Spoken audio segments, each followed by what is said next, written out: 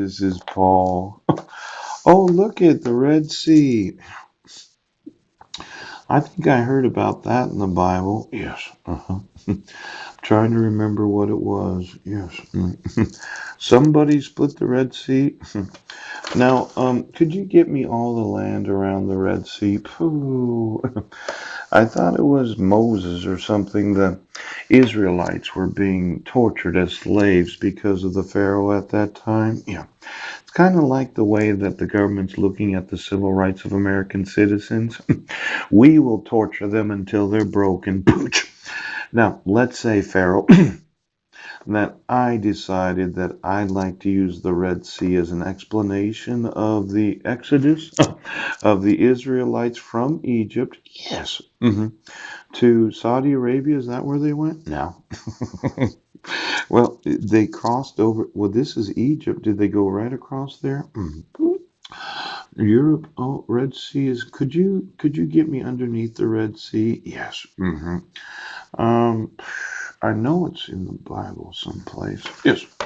I heard this story where you're just going to make it more and more painful for each and every American citizen right now. You're going to take the straw away. You're going to make it tougher on me every day. You're not going to give me any rights. You won't give me any resources. Pooch. You won't sign a confession. Well, it looks like we have a Pharaoh situation. Oh. Now, I do have a Bible in here, and let's listen to the story of what happened to the Israelites because of the Pharaoh. Your abuse of power, you refuse to acknowledge the laws of. Well, see, a few times in history there have been civilizations that came under the control of some very corrupt individuals that refused to acknowledge the rights of those that they were the government of. Pooch. Now, as I remember it, the Red Sea was involved. Why don't you give me the Red Sea? And it's someplace in here where the Lord spake unto Moses concerning Exodus, the judgment is set forth. There was this spake unto him, saying, speaking of children, that they return and camp before him. The Lord spake unto Moses, sanctify unto me all the firstborn. Ooch. Whatsoever openeth a womb among the children of Israel, both man and of beast.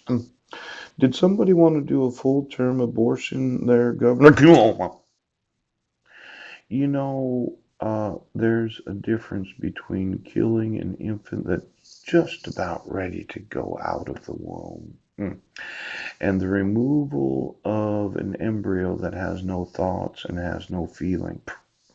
Now, I read someplace that the governor of the state of New York was thinking that the firstborn that openeth the womb is not God's.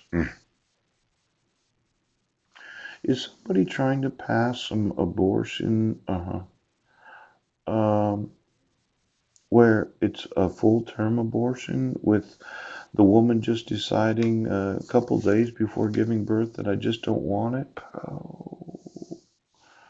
Now, Exodus 10, the Lord said unto Moses, go in unto Pharaoh, for I have hardened his heart and the heart of his servants, that I might show these my signs before him. Is there any person in the government of the United States that feels like their heart is being hardened?